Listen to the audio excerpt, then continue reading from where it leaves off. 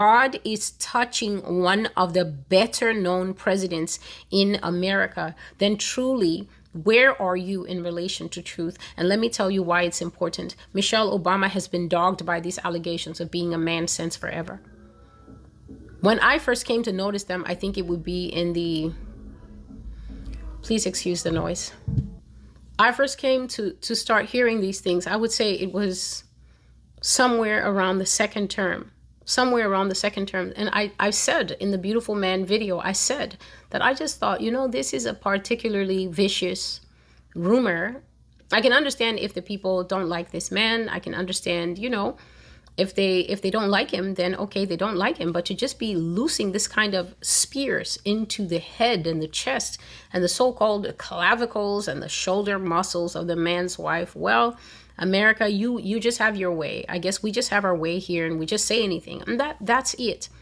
That is it. That is not to say that, oh, I really thought it was a man, because the preposterousness of thinking that an American president would have the audacity to enter the White House with a man is exactly that, audacity and preposterousness. So why would you lend this kind of thing any thought?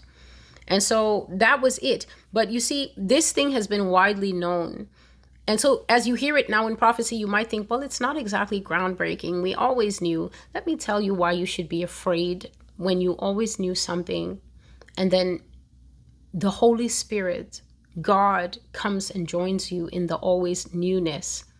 When you see something that is heinous and your best response to it is to joke and see it as a kind of badge, a kind of Boy Scout badge on your shirt, I knew so and so was a man, then all that is just, it's earthly speculation that maybe you are an anatomy expert, you are a gymnast, the basic body shapes of man and woman, you are a doctor, or you just know, you see, and you just have a good eye. You're just that woman who can spot. You're just that man you can spot.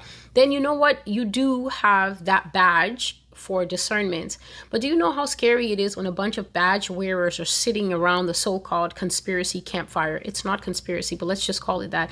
And you're all sitting around the conspiracy campfire and you're roasting sausages and you're roasting marshmallows and you're like, yeah, did you know that Barbara Bush was a man? Yeah, I knew. And then you just hear this voice that goes, I knew too.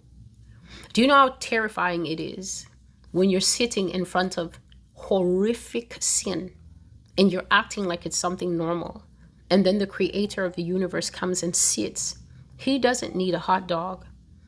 He sits with you guys and he goes, what are you all talking about? And you're like, yeah, we're talking about the man president. And he goes, yes, that's right. Do you know what a hopeless state a nation is in? Do you think the president of Ghana is sleeping with a man? Let me bring some perspective here, because there's something about us here in America whereby 2 + 2 is always 47. It never is 4 for the majority. Do you think that God telling us that the rulers of this nation have taken men with them into that White House and bedded down with them since 1770, whatever? Do you think that this is something this nation can argue itself out of? Call the defendant to the bench, defendant comes forward. Your crime is that from inception, from